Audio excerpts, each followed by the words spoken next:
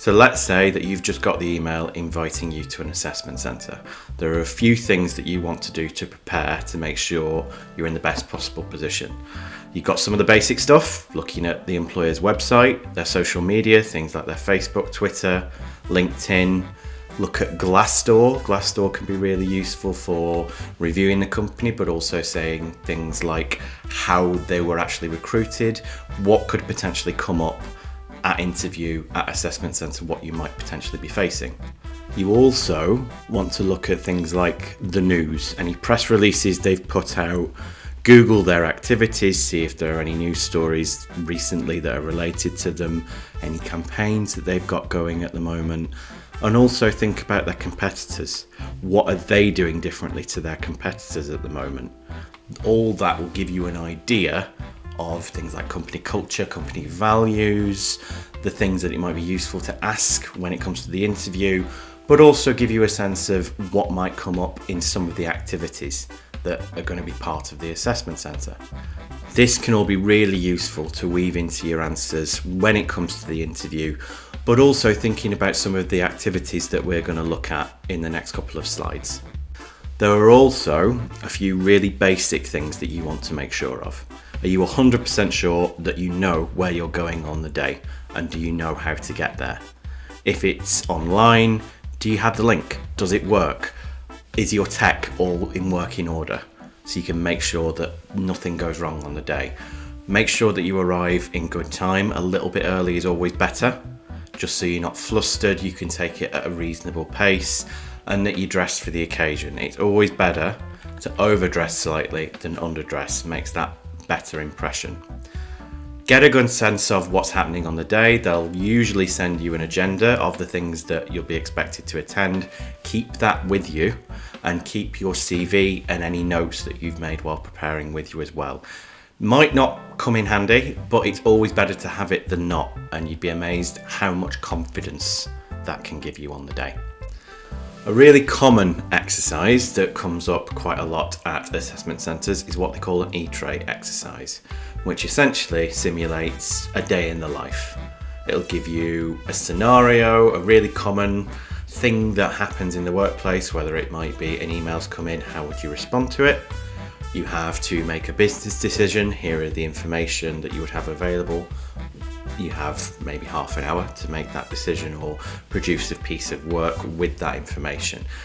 It can be really varied, but the key thing to remember is they're not necessarily looking solely at the end product, the decision you make, the presentation you create, or the email that you produce. It's more about how you manage your workload within that time frame, the process and the way of working that you use to get to that decision or get to that piece of work, and how you prioritize those tasks.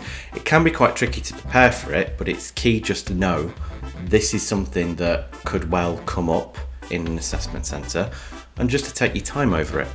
Don't stress too much about how it works, just think about what they're asking you to do, prioritize those tasks, what's most important, and manage that workload within that time frame. The next task will quite often be a group discussion. So this again will be something that can come up quite often in the workplace. It might be a business decision you have to make, an email or a presentation that you have to respond to or create as a group. It could be any number of things, but the key thing to think about is they are trying to figure out how you work as part of a group. So it will be things like showing that you can work as part of a team, looking at things like your communication skills, whether you can speak clearly, confidently, whether you can contribute to the overall discussion without necessarily dominating it too much. What role you take, whether you'll take the leadership role, leading the discussion, which can be perfectly valid, or whether you're just contributing, collaborating and inviting opinion, maybe even being the timekeeper and keep making sure everyone's on task. It doesn't necessarily mean that you need to take that leadership role, and it doesn't necessarily mean that you need to be the most vocal one in that room. Think about your own contributions to that discussion. Can you be the timekeeper? Can you remind people, guys, we only have 30 minutes, we've already taken 15 minutes. We need to get on, we need to get to the point where we can make a decision or we're ready to present. In terms of preparing for it, it could be any number of things that they ask you to do. You don't want to prepare the specific task, but it's about thinking about how you work as part of a new team, a team of people you haven't met before. So think very clearly about how you want to be perceived, how you want to be part of that team. And finally, they might well have done this before the assessment centre, but sometimes they can have a psychometric test on the day. This can range from a situational judgment test, numerical verbal reasoning, critical reasoning, maybe even a personality questionnaire. These are all just a way of assessing whether you're a good fit, whether you align with the company values, and whether you exhibit particularly the behaviours that they are after. And when it comes to preparing for these, the only thing to do really is practice. On the screen there we have a QR code that links to our webpage on psychometric tests, which includes a subscription to something called Graduates First. You can sign up to that as a Manchester University student and basically practice as much as you need. We also have a number of workshops that are specifically focused on psychometric tests, getting ready for them, and particularly the situational judgment tests. So if this is something that you are a little bit concerned about, use Graduates First and get yourself on some of those talks and the ones that we have recorded on the YouTube channel. This all brings us to the end of this section of the playlist. Coming up, we're going to finish looking at assessment centres by looking at specifically the interviews and how you need to prepare for them and what resources you can use to put your best foot forward.